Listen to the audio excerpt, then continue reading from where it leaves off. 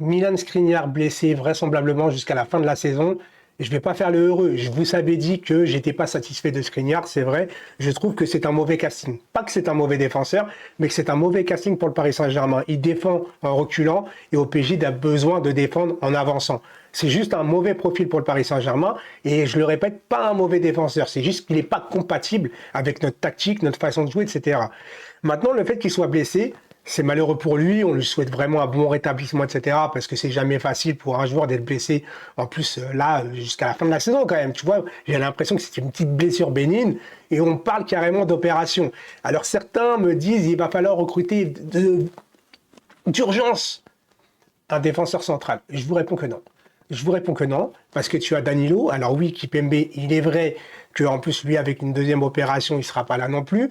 Mais tu as aussi Lucas Hernandez, qui, je vous rappelle, pour l'instant, remplace Nuno Mendes, qui n'est pas là, et donc pour l'instant, il est sur son mauvais poste. Donc, en défense centrale, tu as ce qu'il faut. Ce qu'il faut recruter aujourd'hui, c'est un latéral gauche. C'est un latéral gauche qui puisse pallier soit en mettre en concurrence Nuno Mendes qui n'est jamais là malheureusement alors que c'est un crack et Lucas Hernandez ne fait pas l'affaire à gauche, il défend si tu veux mais il n'y a pas de dédoublement avec Mbappé comme tu le vois sur le côté droit avec Hakimi, avec Dembélé etc. Tu vois, alors tu as Mukiele qui peut dépanner c'est vrai à gauche, à droite mais physiquement il n'est pas au top non plus. J'aimerais vraiment un latéral gauche.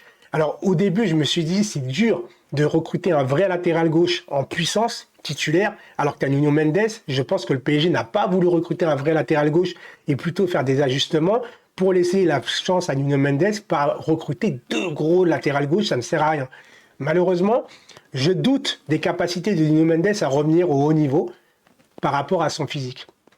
Pas qu'il fait n'importe quoi avec son physique, mais tu as des joueurs comme ça, qui même s'ils sont sérieux, ils n'y arrivent pas parce que leur physique dit non, tout simplement. On voit avec des Renato Sanchez, on a vu avec des Gourcuff, on a vu avec des Diaby, on a vu avec Javier Pastore. Pourtant, c'est pas des joueurs qui vont faire la fête en boîte, etc., qui font n'importe quoi avec leur hygiène de vie. Et pourtant, ils n'y arrivent pas. Donc Nuno Mendes, c'est un point d'interrogation. Et si moi, j'ai un latéral gauche de préférence, dites-moi en commentaire le latéral gauche que vous aurez préféré au Paris Saint-Germain. Mais moi, je trouve que... Pardon.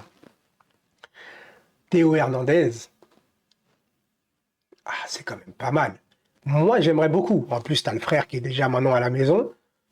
Je pense que tu vas sonner à la petite porte de Milan et tu leur proposes un petit prix, et enfin un petit prix. Vous avez compris? Je pense que ça peut faire l'affaire.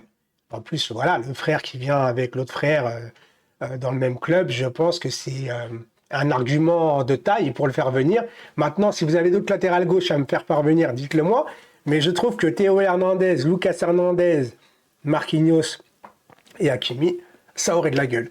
C'était une petite vidéo aujourd'hui, tu vois. C'est juste que là, j'avais juste envie de sortir un petit truc comme ça de...